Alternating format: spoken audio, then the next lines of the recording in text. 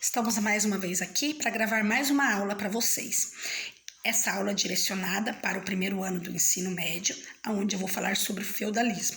Um conteúdo que eu sou muito apaixonada por ele, dentro da história da Europa, porque ele mostra várias visões e várias fases da história da Europa que perpetuam por longos anos sobre a humanidade. A Idade Média, primeiramente, eu quero falar para vocês que é conhecida como Idade das Trevas.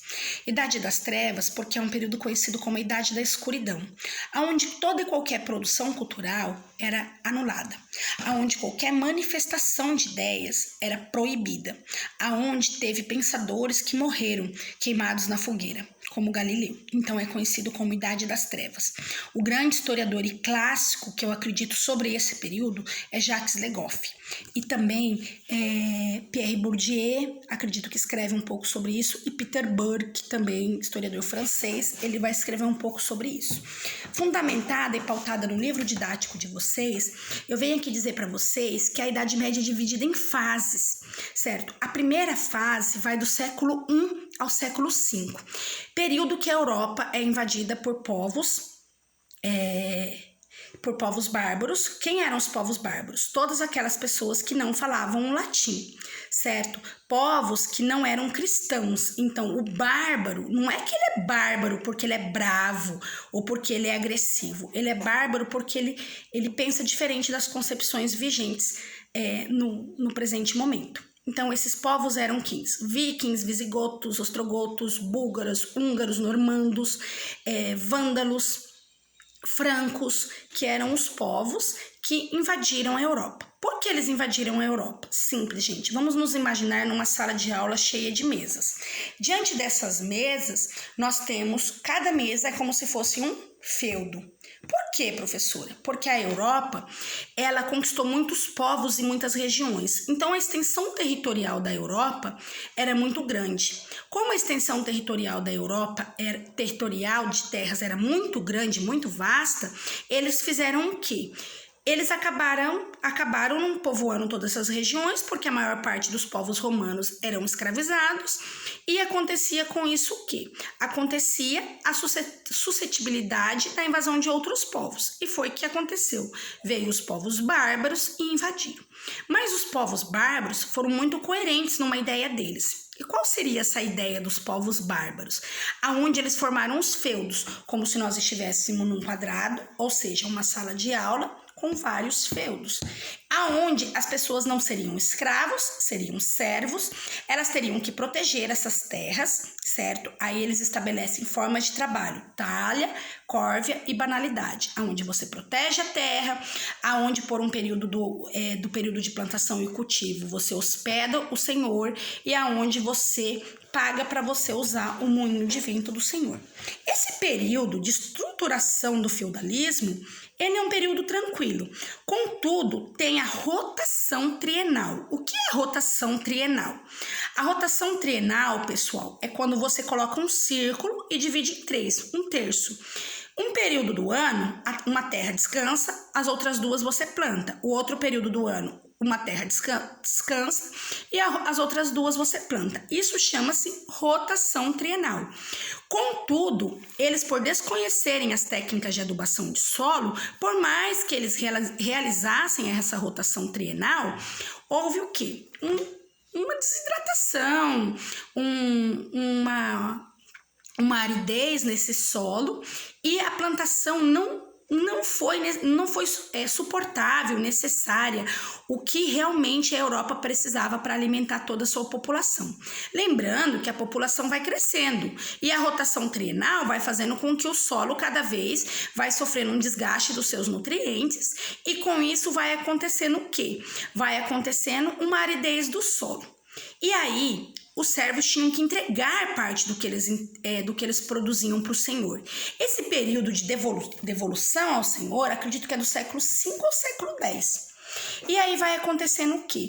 Muitos estão passando fome porque tem que entregar a maior parte para o senhor e pela lembrada Igreja Católica, que era o alicerce desse feudalismo, aonde ela vem para minimizar ou para neutralizar, falando de uma forma bem diplomática, os conflitos sociais e culturais. E aí acontece o quê?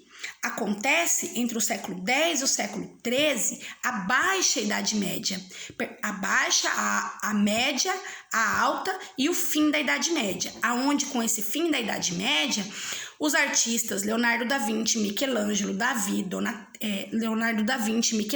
Rafael e Donatello, sempre uso o exemplo clássico das tartarugas ninjas na sala de aula, todos os anos, para falar que eles queriam o novo e eles tinham um sábio, que era um rato, certo?